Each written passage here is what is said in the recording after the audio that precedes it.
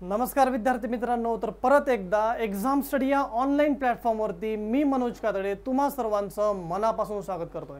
तर बघा, या लेक्चरमध्ये आपण NHPC JEE इलेक्ट्रिकल इंजिनिअरिंग संदर्भामध्ये आपण डिटेल सिलेबस आपण बघणार आहोत। ठीक आहे, तर तुम्ही बघू शकता बघा NHPC JEE इलेक्ट्रिकल इंजिनिअरिंग।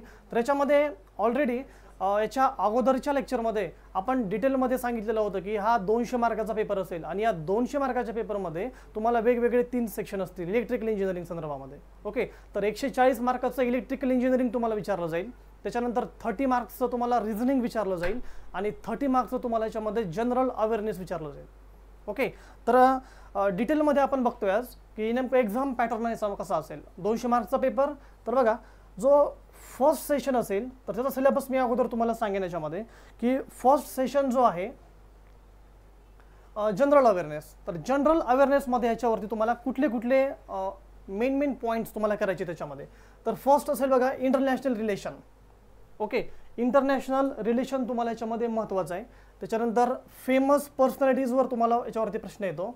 त्याच्यानंतर करंट इव्हेंट्स असतील, जिओग्राफी ऑफ इंडिया असेल, हिस्ट्री असेल, इकॉनॉमिक्स असेल, पॉलिटी असेल, स्पोर्ट रिलेटेड प्रश्न असतील, नॅशनल इव्हेंट्स असतील, बुक्स आणि ऑथर्स असतील।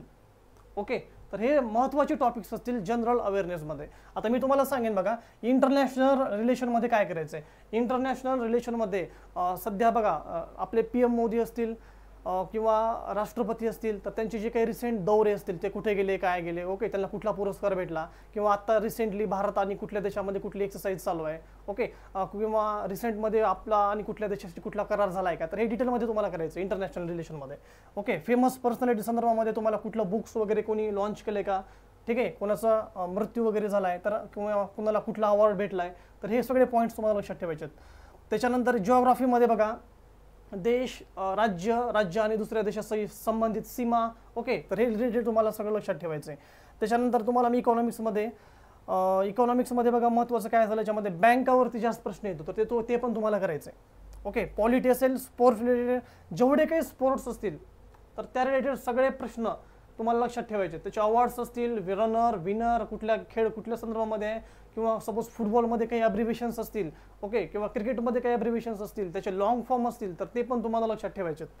ओके, नॅशनल इश्यूज असतील, बुक्स, ऑथर्स, त्याच्यानंतर कॉन्स्टिट्यूशनमध्ये अजून महत्त्वाचं आहे घटना दुरुस्ती असेल, आर्टिकल्स असतील, तर हे पण लक्षात ठेवायचं आहे। जनरल सायन्समध्ये बघा NHPC बायोलॉजीवरती फोकस करते, तर बायोलॉजी तुम्हाला लक्षात ठेवायचं आहे। ओके, आणि बाकी मग एव्हरीडे सायन्सवरती एखादा क्वेश्चन तुम्हाला याच्यामध्ये बघायला भेटेल।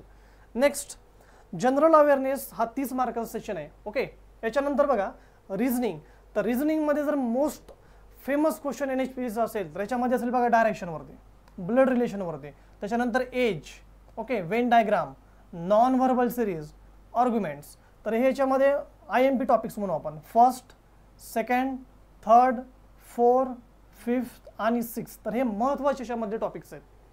ठीक आहे, आता याच्या व्यतिरिक्त अजून रिझनिंगमध्ये आपल्याला काय करायचं आहे बघा, याच्यामध्ये फिगरवरचे जे काही प्रश्न असतील, figure matrix question, alphabet series असेल, नंबर सिरीज असेल, ॲनॉलॉजी असेल, मिरर इमेज असेल, ग्रुपिंग, आयडेंटिकल फिगर्स असतील आणि कोडिंग डिकोडिंग, याला IMP करा।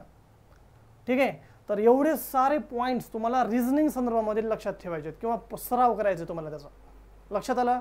तर हे किती मार्क्ससाठी असेल, हे असेल टोटल 30 मार्क्ससाठी। जनरल अवेअरनेस किती मार्क्ससाठी असेल, 30 मार्क्ससाठी। आता त्याच्यानंतर बघा महत्त्वाचं इलेक्ट्रिकल इंजिनिअरिंगसाठी आपल्याला असेल आपला कोर सिलेबस। ठीक आहे, कारण याच्यामध्ये आपल्याला 140 मार्क्स आहेत आणि तुमचं टार्गेट असेल बघा जनरल अवेअरनेसमध्ये थोडेफार मार्क कमी जास्त पडतील, पण रिझनिंगमध्ये आणि आपल्या ट्रेडमध्ये तुम्हाला चांगलेच मार्क पडले पाहिजे जर तुम्हाला पोस्ट पाहिजे असेल तर। ओके, तर मी सांगतो बघा नेमकं इलेक्ट्रिकलमध्ये कुठले कुठले सब्जेक्ट तुम्हाला फोकस करायचे आहेत। Measurement, elements of electrical machine, elements of electronics, digital electronics, analog and digital computation, network and system, control system, power system protection, EM theory, त्याच्यानंतर बघा power system analysis and design, utilization and drives, microwaves and communication system, industrial electronics, electrical and special machines and elements of microprocessor. तर एवढे सगळे points तुम्हाला electrical टेक्निकलमध्ये तुम्हाला clear करायचे किंवा हे सगळे पॉईंट्स तुम्हाला बघून घ्यायचे। लक्षात येते? तर हे टोटल किती मार्क्ससाठी असेल, तर हे असेल टोटल 140 मार्क्ससाठी। आणि बाकीचा जो नॉन टेक्निकल असेल तर ते असेल 60 मार्क्ससाठी. तर असे टोटल बघा 200 क्वेश्चन 180 मिनिटामध्ये आपल्याला सॉल्व्ह करायचे.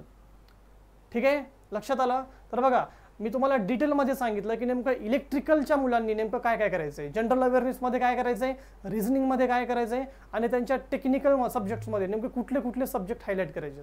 ओके, आपल्याकडे अजून 2 महिने आहेत, त्याच्यामुळे बिंदास तुम्ही अभ्यास जरी झाला नसेल किंवा अजून तुम्ही स्टार्ट केला नसेल तरी स्टार्ट करू शकता आणि तुम्ही NHPCचा पेपर तुम्ही क्वालिफाय करू शकता. ओके, तर सगळ्या विद्यार्थ्यांना ऑल द बेस्ट. ओके, अभ्यास करत राहा.